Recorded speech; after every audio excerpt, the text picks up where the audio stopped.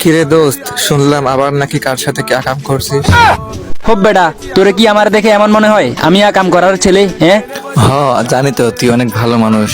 তো কি অবস্থা তোর? আরে দোস্ত বলিস না, ওই যে মাসুম আছে না, ওদের বাসার সামনে দিয়ে হেঁটে যাচ্ছিলাম মোড়ের দিকে। তো যাওয়ার পথে রাস্তা দেখি 500 টাকা পড়ে আছে, একদম কটকটা নোট দোস্ত। আই হাই, তাই নাকি? কপাল খুলে গেছে রে আমার দোস্ত। আমার জাস্ট কি খুশি লাগতেছে, আজ অনেকদিন পর হাতে টাকা পাইছি। আজ এই টাকা দিয়ে কি যে করব মাথায় কিছু আসতেছে না। ভাবতেছি এটা করব না ওইটা করব না কি করব। শোন, তোর এত টেনশন করতে হবে না।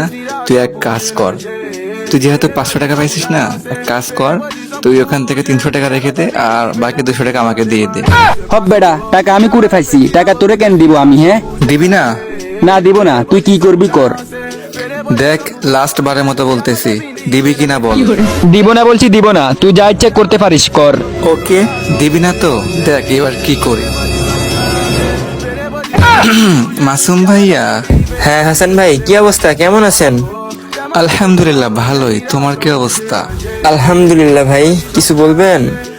হ্যাঁ, একটা কথা আর কি বলতাম, না মানে আপনার বাসার সামনে। দোস্ত সরি সরি সরি, তুই দোস্ত পুরাটা রেখে দে। তুই দোস্ত জাস্ট আমাকে একটা পেনশন খাওয়ার টাকা দিস প্লিজ দোস্ত।